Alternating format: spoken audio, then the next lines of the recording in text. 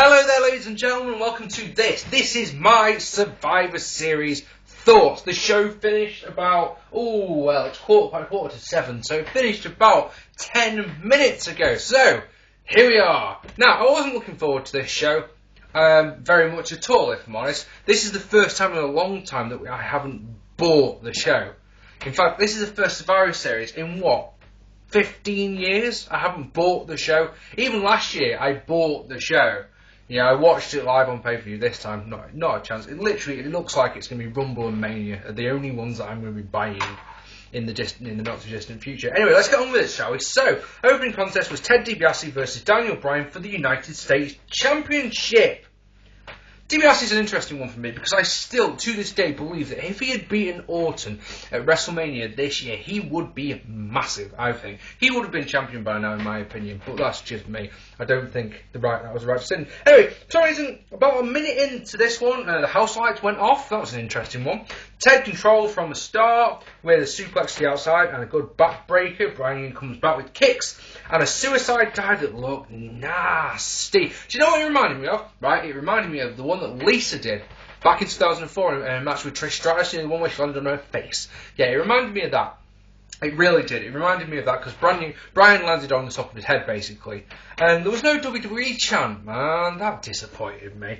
Come on. Small package gets 2 for Bryan, as does a big clothesline by Ted. Nice little sequence with $1 Million Dream leads to a 2 count off a main event spinebuster. A super belly-to-back suplex gets 2 for Bryan. And I think, personally, that should have been the win, because that was a fucking great bump. LeBron Lock gets the win. Great opener. 2.5 stars. If you want to give it 3, I will not object. Bryan is then attacked by The Miz, who comes out and he cuts a promo in which the house lights go off twice in the middle of his promo. Brilliant. If I didn't know better yet, I'd say the Undertaker was coming back on this night just because the house lights have gone off 3 times. Basically, Miz says that he's going to cash in Money in the Bank tonight. Yeah, it's not an if, it's a when. And you start thinking to yourself, no, you're not. I know you're not. You're not. It's just no. There's too much. There's too much in the main event. You've got Cena as the referee, free or fired. You've also got that it must end by pinfall or submission. You know, you're not going to have the winner of the money back there. I just don't see it. Anyway, next it's Sheamus versus John Morrison. My prediction was Morrison, which was correct. Morrison controls at the start, hitting a corkscrew plunger, which again gets no WWE chant. WWE fans letting me down twice in one night, god damn it. Sheamus with a sleeper keeps it on the ground as the crowd completely die. They don't give a shit in the slightest. They go up top. Morrison counters a superplex attempt into a crossbody. But that's countered by Sheamus into a slam, which gets 2. Morrison begins a comeback, but eats an Irish curse. Morrison connects with a Russian leg sweep for 2. Sheamus starts to work the knee, including a single leg cramp. Both men's finishes are countered. Morrison hits a big kick to the face and a flying knee for the win. The match had a few good moments, but it didn't do anything for me, if I'm honest. And let's be really honest and brutally honest, the crowd couldn't give a shit, which meant that they were wrestling to silence. I've given this one a 1.5 stars. I'm sure there's people out there who will be giving this one at least another star on top of this one, but that's just me. Next match tonight, in my opinion, was Dolph Ziggler versus Kaval. Actually, the next 2 matches get the same rating, but this is the one that I really like. Dolph Ziggler versus Kaval. This was a nice match, nice back and forth at the start. Nice handspring cross body by Kaval. The match goes back and forth, back and forth, back and forth. Neither men able to control a huge, and it's massive. The hang time is truly ridiculous. This moonsault by Kaval, it's just like, it felt like he was in midair for 5 minutes, you know? Like, wow! As that gets 2 for Kaval, as does a handspring into Gabriel, which is a, ooh, you know? Rocker Dropper gets 2 for Ziggler after Kaval had missed a 450 splash. An amazing Insiguri gets 2 for Kaval. The trade pin attempt until Dolph gets the roll up for the win. Good match, crap finish. Didn't like that finish at all. Pinning sequence, loads and loads of counters and covers, and then 1, 2, 3 out of nowhere. And just like, nice to see both NXT winners who are here. Bearing in mind that if you win NXT, you get a title shot on a pay-per-view of your choosing, yeah?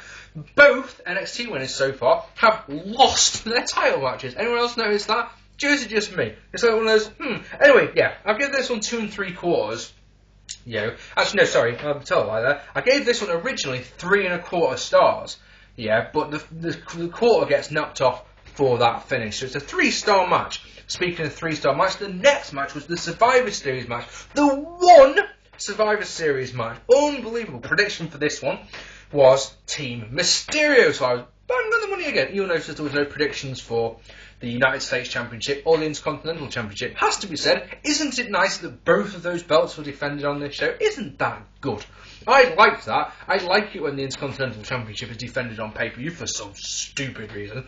But anyway, so this one I've got a whole page of notes about, because this match was entertaining. It wasn't the best match I've ever seen in ring-wise by a long shot, but for some reason I was engrossed in this match the whole time. Let me tell you about some of the highlights from this one. So Ray and Cody go at it at the start with a nice knee by Cody. MVP connects with a nice kick on Del Rio, then gets 2, and then a T-bone on Drew. Drew then eliminates MVP as Del Rio holds on to MVP's legs. Striker calls a soaring vertical suplex a jackhammer style move. No. Masters taps toe Del Rio's armbar. Big Slow gets a big pop as he gets in. Del Rio taunts Big Show, yeah? So Big Show hits him with the knockout punch. And Del Rio's taken away by the trainers. And this is where I have a little bit of issue with this match, because he doesn't get counted out. Someone else just gets in the ring. So the whole match, I'm sat there thinking, well, yeah, there's these guys in the ring, but don't worry, don't forget, Del Rio's going to come back out, and he never does. So I'm thinking that maybe that punch actually connected, or maybe it's just a great sell job by Alberto Del Rio. Who knows? Anyway, where I've lost my place now. So Cody gets punched in the face, and he goes absolutely fucking tag. And the thing is, I'm loving it. For some reason, I'm watching Cody going mental and getting the mirror out, and you're just like, oh, this is superb. Can you believe that? Anyway, he sits there and basically tells Show to hit him. To hit me in the face again. So Show hits him with the knockout punch, and that gets the 3, eliminating him. Swagger counters a chokeslam into an ankle lock a la Kurt Angle, which Ray breaks up. Ray eats a big boot as 619 is countered into an ankle lock. Kofi in, he gets 2 off a crossbody on that Rex guy. Tyler Rex, is it? I can't remember right now. Then 3 off a good. Basically, he was in a tree of warrior. He somehow counted out of that and managed to pin Tyler Rex. And you're like, wow, that's an interesting one. Kofi and Swagger both attempt finishes, but the trouble is when Paradise is counted into an ankle lock, Kofi taps out. 619 for Swagger and a splash off Show's shoulders eliminated Swagger. 619 and a chokeslam and eliminated Drew. And that is it. Because, like I say, I'm expecting Alberto Del Rio to come back out, and he never does. You're like, well, that was weird. Match was way better than I was expecting it to be. I was expecting this to be completely terrible. And I was expecting, the obligatory fast eliminations at the start. Because, the dead weight in the ring is always the first to go. And that didn't happen, and that was really, really refreshing. All the eliminations happened for a reason, and the reasons were good, like that first elimination where the heels held down MVP's feet, I like that. I think of Survivor Series matches that have just completely bollocks. Like, remember in 2003 when Hardcore Holly was eliminated by count-out before the bell rang? Shit like that bothers me, really bothers me, This I enjoyed a lot. I've given this one 3 stars. It was, like I say, an entertaining match. Next, Natalya defeated Lakel to win the Divas Championship. Now, this, in my opinion, let me tell you about this match. I didn't watch it, right? But this is what I'm going to say about this match, yeah? This match was in the perfect position. They couldn't have put this women's match it wouldn't have been better if they put it anywhere else on the card. This was at just the right time. I needed a drink, I needed a piss, and I wanted to smoke. So, yeah, I went and did all 3 things. Came back, and look what happens. You've got Natalya in the ring getting her ass whipped by Lakel. She was celebrating. She held the belt and went, yay! And you was like, are you 4? Fucking hell. Anyway, yeah, so she gets attacked by Lakel, who then get attacked by the returning Beth Phoenix. So you're like, oh, that's lovely. No match rating, because I didn't watch it, it wouldn't be fair. And then, my friends, I'm afraid this pay-per-view went rapidly downhill, in my opinion. So, Kane vs Edge. Prediction was Edge, which I got wrong. First one wrong tonight. Why would Edge, who, unless I'm very much mistaken, who is a face, kidnap Paul Bearer? Because the whole kidnapping thing, I'm pretty certain, unless you're like a big tweener kind of guy, like Austin was. I don't know Edge is a tweener yet, fair enough, but Why would Edge kidnap Paul Bearer? That's a very heelish thing to do. You know, do you not think? Okay. Crowd don't care about this match. Neither do I. The match is dull, it's boring, literally nothing of note. I would tell you if something good happened in this match, but nothing did. It was so boring. Right? The spear is counted into a big boot. Chokeslam gets 2, and then the spear gets the win. But no! It doesn't get the win, because the referee gives the belt to Kane, and then instructs the ring announcer to tell the world that both men's shoulders were down. That's a draw. Kane wins. Kane gets the win in the event of a draw. The champion retains, so Kane wins. Yes, like, oh no. A truly horrible finish to an awful match.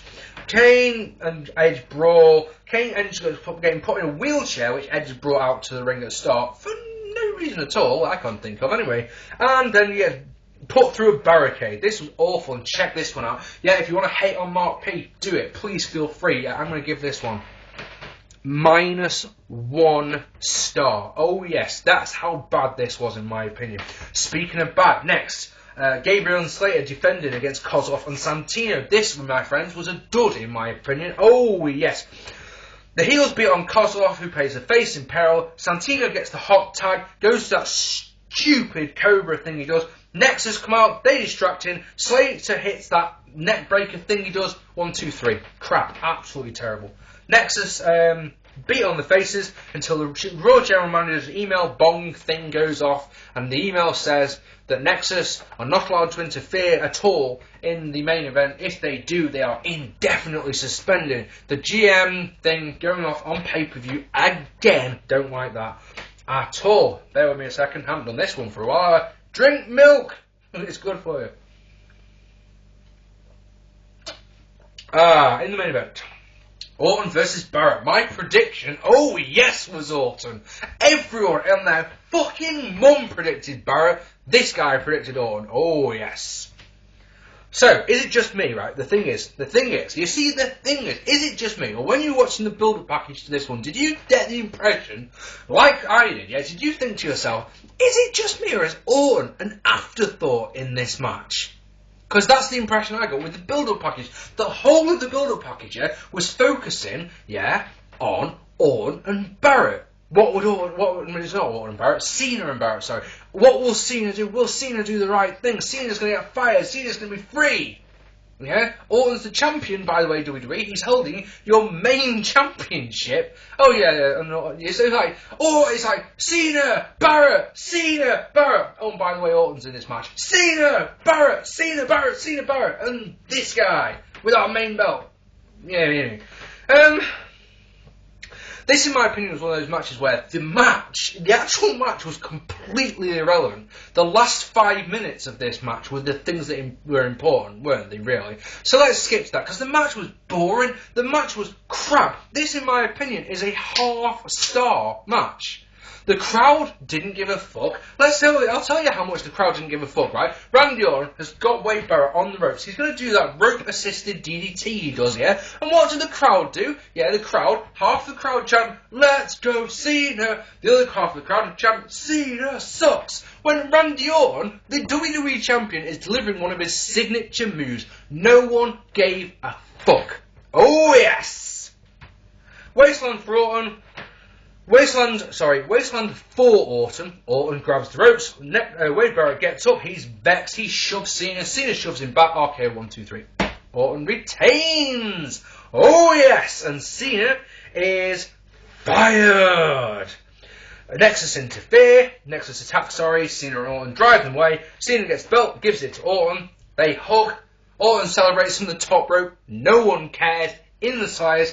Cena goes around, he hugs various people, including Michael Cole for some reason, which I don't understand. He then spends about 10 minutes hugging various people as the show goes off the air.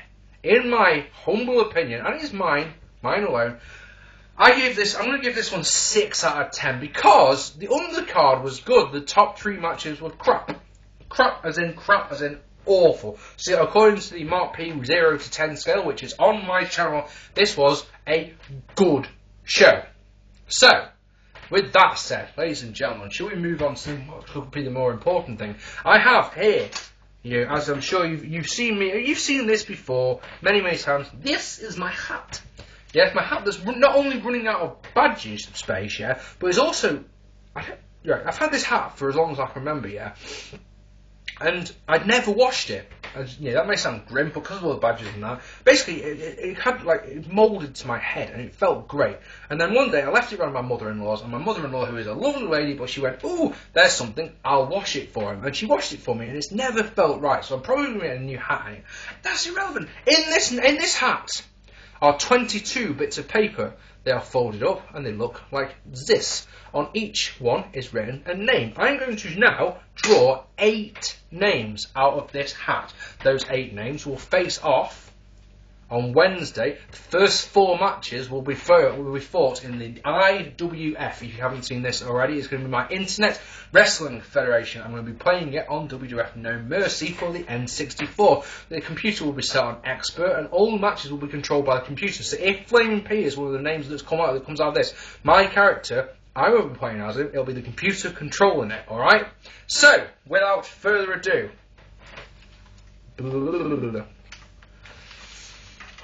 Not looking.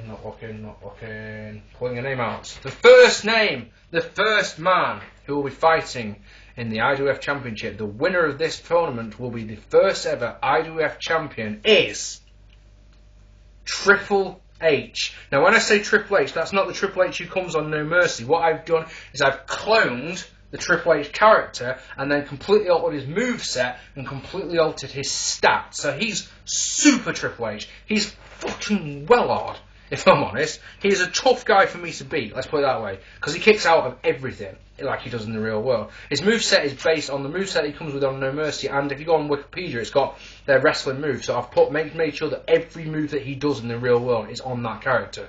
Triple H will face off against, oh dear me, Evil Bards. Now Evil Bards is a character that I've had on my N64 for a long time. It's my friend Bardo's character. He is officially the hardest character I've ever seen on No Mercy. He's such a well-made character. Next match, we'll see Christopher Daniels, because of course I've got the ROH versus TNA patch. So that's Daniels as he comes on the game. Give those a bit of a shake up, and Daniels will face off against another one of the old school characters. He'll face off against my friend Slibby. Paul Gibson, his name is. His character is called Slibby. He's a light heavyweight, and that should be a good little match. Next. So that's 4 of our dudes. 4 more to come. So, next up, ladies and gentlemen. Oh, this is going to be an interesting one.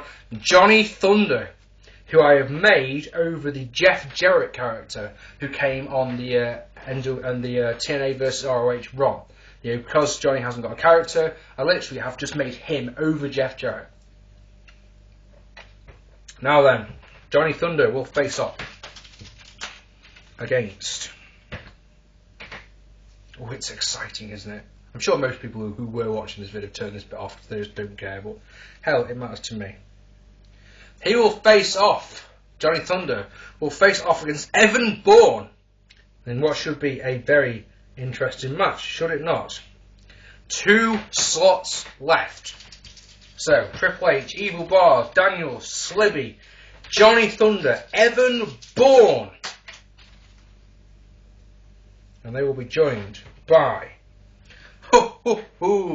Here's an interesting one. Can you imagine this guy being the first ever IWF champion? It's Spinnernet. Oh yes, Spinnernet, who I have made over the Julius Smokes character on the game. I've literally just changed his appearance. 1 more guy, and you know who you want it to be. You know you want it to be Flaming P, don't you? Come on. Flaming P is who we want to be in this match against Spinnernet. Who's it going to be? Is it going to be the fucking Flaming P? It's going to look so fucking rigged if it's fucking Flaming P, isn't it? Let's see who it is. The last person. The person who will face off against Spinnernet. One of these men will be the first ever IWF champion. Shit! Oh, guys and girls, you're going to think this is rigged, yeah? It's Flaming P!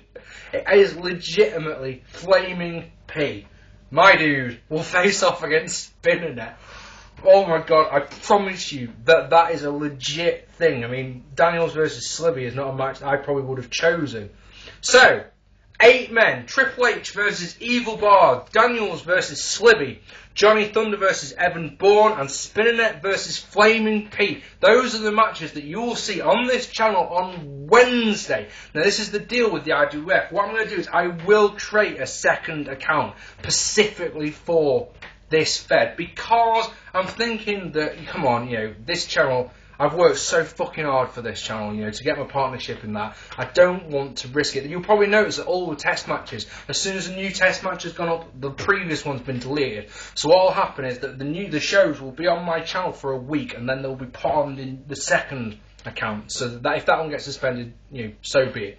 It's like that. Anyway, so, ladies and gentlemen, join me on Wednesday for that, unless I do my November to Remember vid before that. I might do my November to Remember from ECW from 2000 vid. I might do that beforehand, but, you know, probably not. I've got a busy week lined up with this one, you know.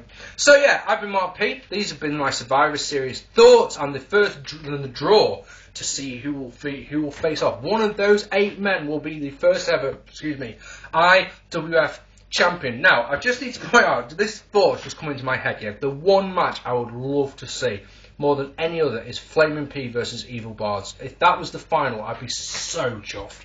That'd be freaking epic. Like I say, I will be playing none of the matches. All I'm going to do is commentate over them, because I love commentation. It's dope. I've been Mark P, and this vid has been far too long, hasn't it? I will see you all very soon. If you haven't already, hit that subscribe button. I'd love to know what you thought of Survivor Series down here. And yeah, if your character is one of the ones who are in the hat still, I'm going to pull out 2 names just at random, just to see what I get. In fact, this could be a match. This will be a test match. I'm going to do one more test match before Wednesday, yeah? This match will be the following 2 people facing off. The first one is AJ Styles. Now, that's not the AJ Styles who came on the game. Oh, no. That's my AJ Styles. Souped up stats, souped up moveset. AJ Styles will face off. Come on, give us a good one. Against... Ooh, that is a good one. Against Lucidity. We saw him in a test match recently, and he was rather good. Yes. Ladies and gentlemen, I've been Mark P. I'm going to go now because I really want to upload this, and as soon as this video is uploaded, I'm going to bed because I'm very tired. I will see you all very soon. Take it easy, guys.